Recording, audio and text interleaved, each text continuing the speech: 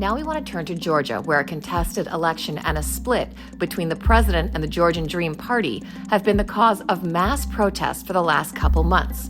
The Georgian government is heading more in line with Russia, while the Georgian people, according to most opinion polls, want to head towards Europe. In between is President Zorabishvili, who is technically out of office, but says the results of the election were wrong and she's still fighting to have them overturned. Take a listen.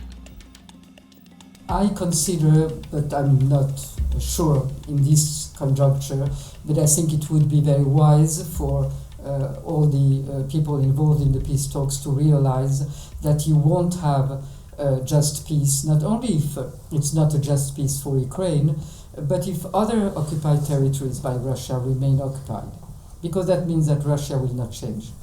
If Russia doesn't have to realize that it cannot occupy territories that belong to its neighbors, then it will continue whenever the time comes to try to grab territories, either through military actions or through election manipulation. So beware election manipulation. Look at Georgia. Do not forget Georgia. And see that if you do not defend it where it's easy, where it's a small country, and you can still have a very strong weight on what happens in this country, where people are on the streets now for 80 days. The protests have been enormous, yeah. So everybody that thinks that it's going to wither away does not understand Georgia, because Georgia is not fighting there a political crisis or one party against another, or even against an autocracy that is, Georgia is fighting for its survival, for its freedom, for its European future, for everything it has been fighting for centuries. So these people won't stop, and they call themselves To the End. And we also have, and I should mention her, a very strong lady, Zia Mahlobeli, who is hunger striking. She's a journalist. She has been one that has started the media in regions where it was very difficult some 30 years ago, at the time of the independence.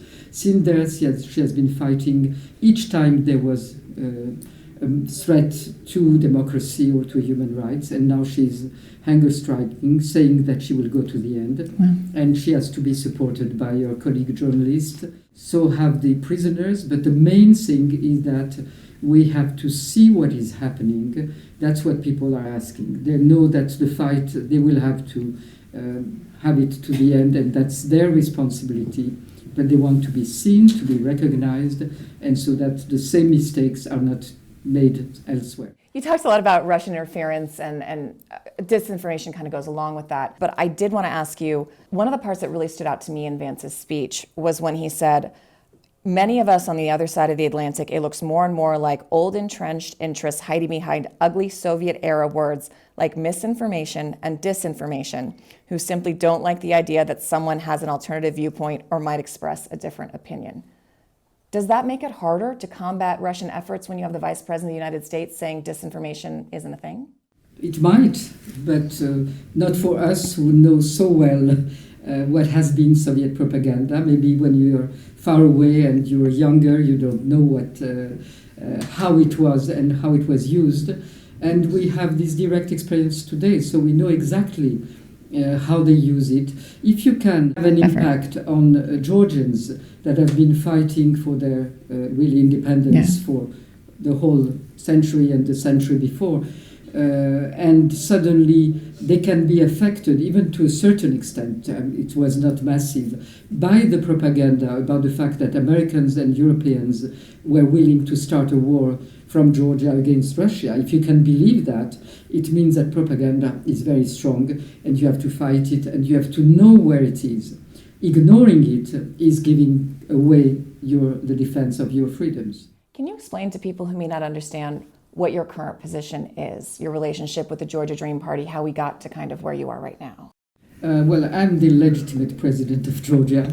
That's at least how the people see me, because the elections were stolen by the Russian methodology. That doesn't say that Russia was present and there were an army of Russians in Georgia. No, they used the proxy that they have but the methodology. But how do you know that? I mean, I'm not disagreeing with you, but how do you know that the Russians, stole the election? I know that because when you have 3,000 call centers that were established before that, and that were using, by the way, the funds of the pensions in Germany and in other countries, and that stays in place for the elections, then you know that it's a big, sophisticated organization that is not born in the minds of the people that are today in the Georgian politics, which we know.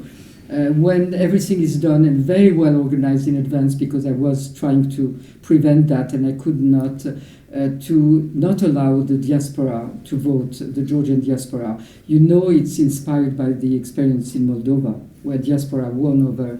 So it's a well-planned in advance, and many other details. For instance, all the personal data of the Georgian citizens are in the air.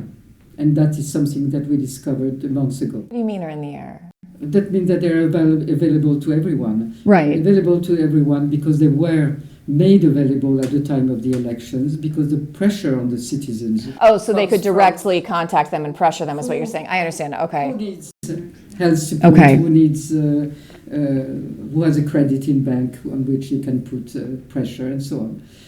So that's how we know the extent of this. So elections were stolen, and were stolen in a big sophisticated operation. But beyond that, the government that came out of these elections, and that people do not consider as one, has started to behave unconstitutionally. They have called the parliament against constitutional rules. They have not waited for the Constitutional Court to give its decision on the appeals about the elections, and they met before that, again unconstitutional. They have violated almost all the principles of the Constitution, human rights, freedom of expression. They've passed a really strict press law as well, right? More and more. And they have edicted on the 28th of November this decision that runs against an article of the Constitution that they introduced themselves, which says that every institution in Georgia has to do the utmost to go towards the European Euro-Atlantic integration. So they violate directly what is the will of 80% of the Georgian people before the elections for 30 years and now. Yesterday or 3 days ago, there was a new opinion poll in which 81% wants European Union. Those are the people that consider me as legitimate. What do you do? I mean, what is your daily life like? Do you go to an office? You say you're president, they say you're not president. Like, talk us through what, as you're working in this job, what you do. The thing that has changed for me is that I'm not in the palace. Okay. And I don't think that it matters. The walls do not make the legitimacy. The legitimacy is made by the people that I meet every day on the streets, and they say, Mrs. President, you are a president. And the daily thing is meeting with the political parties on one side to manage that they are coordinated in their demands, meeting with different segments of the population, with the media, for instance, and I'm bringing this appeal of the media that was a result of one of our latest meetings, meeting with the people that represent business or that represent finances and economy to know what is the situation in that respect. So trying to do what I was doing before. I didn't have any real executive powers while I was president. And my power today is the same, but it's a stronger one.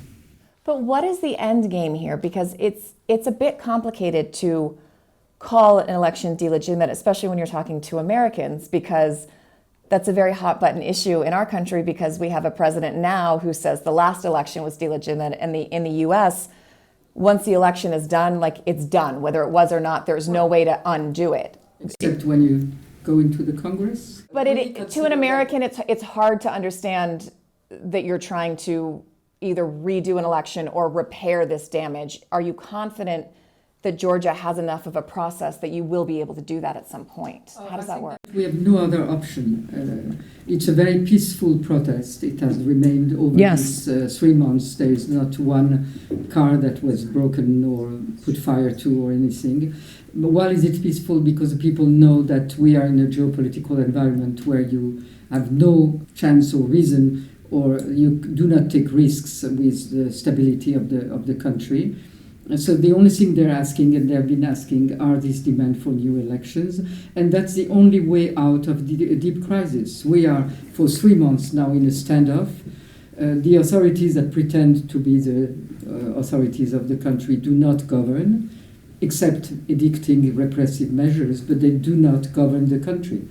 And the people on the streets continue protesting. So we are in a deep crisis, and all the, if you look at political science, the rules and the principles, when you're in a deep crisis, the only way out is going back to the people to ask them what they really want.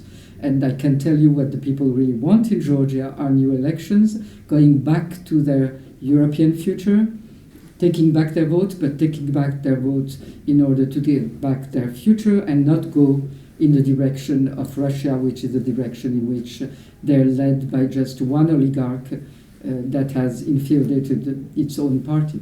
Where were you in 2008? And do you think if the world had reacted stronger to Russia's invasion of South Ossetia, we might not be where we are now with Ukraine? Yes. Where I was, it's very interesting. I was in Paris. I left that evening when it all started. I was flying. I find out as soon as I arrived on the other side. Okay. My husband was in Tbilisi, and I saw everything that was happening. And I had at that time, in the next few days, I think 17 interviews on the European media. And I was saying at that time, and I'm still saying, that if you do not see that Georgia is a testing ground, because it's an old testing ground of the Soviet Empire, we are the testing ground. It's a small country. It's a very important strategically country for Russia, but also today for Europe and because we are the connection with the Black Sea and the Caspian Sea. So look at what's happening. Do not forget. And do not forget that not reacting in 2008 led to Crimea, led to Ukraine, and not reacting today to this new hybrid strategy might lead to, again, losing the Black Sea, because the other countries are also as vulnerable as we have been in these elections. Thank you so much. I really appreciate you taking the time. Thank you.